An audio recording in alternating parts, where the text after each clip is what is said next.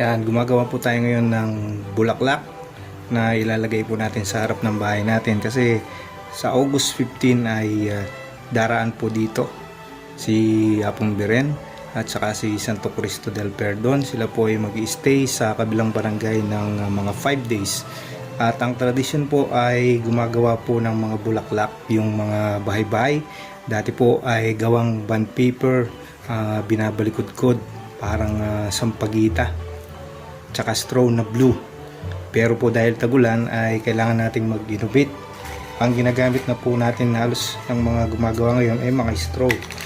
So kailangan natin ng maraming mga straw na ganito. Ang isang straw na ganito na pack, ang kaya po niyang gawin na bulaklak ay nasa 12 feet at kailangan natin ng straw na blue.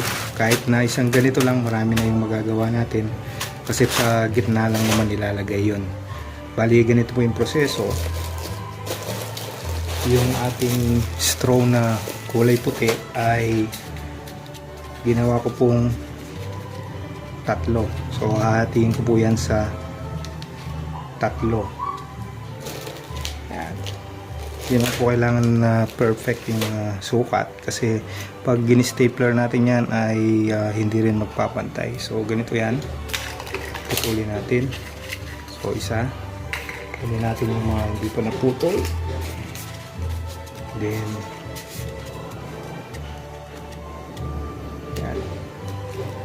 Cut natin. So ayan, naging tatlo. So bali ganito po yung proseso. Itong straw na blue gagawin nating 4. Yung white gagawin nating 3. Yan. Para makagawa tayo ng pattern, ganyan din na lang natin.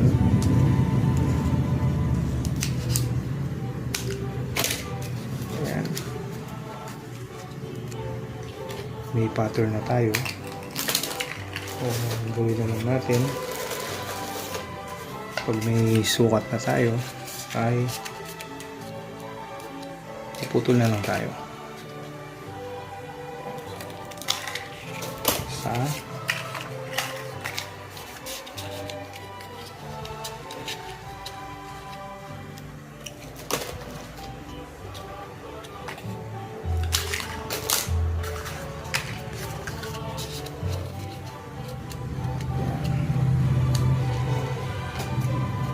na lang natin to.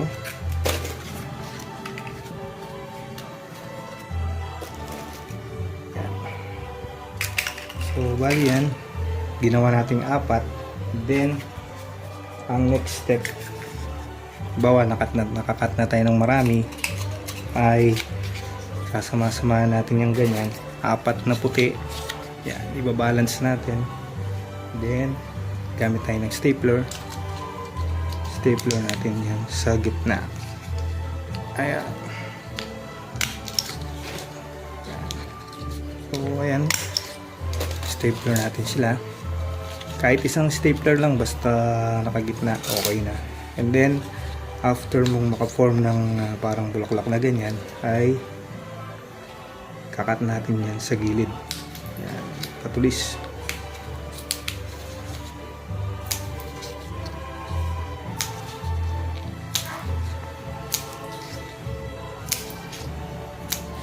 Ayan. Ang next step naman ay yung bulaklak. Tatayin na yan. Yan, meron tayong dalawa. Baliktaran. So, tatayi tayo. Mari may sinulid. Bali, tibayan nyo lang yung sinulid na gagamitin nyo. Sa akin, ginawa ko ang 4. Bali, doble. Tapos, dinoble ko pa ito. So ito, subukan po nating manahi. Papakita ko po sa inyo yung isang pares, isang libla lang na tatayin natin. Hindi naman kailangan mahaba po yung sinulid natin.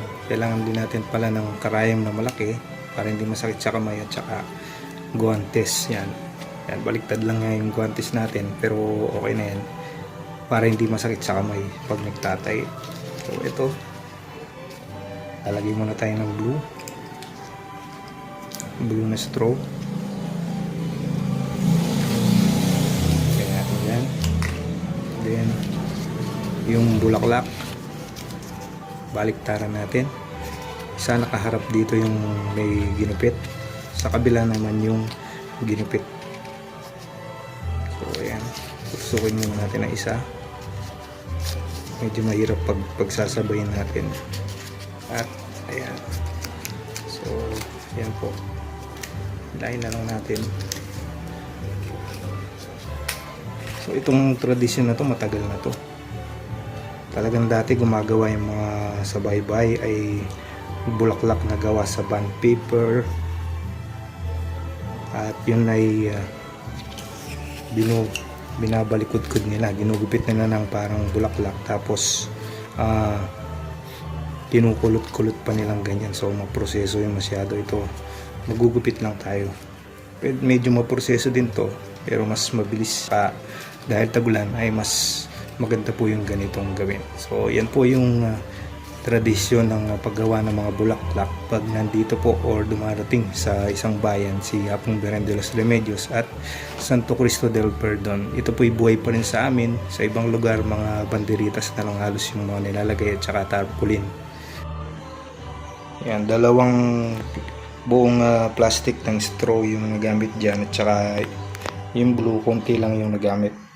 Bali yan 24 feet, dalawang balot ng straw yung magagamit. Kung gagamitin niyo po yung sukat na ginamit ko. Maraming salamat po sa panonood.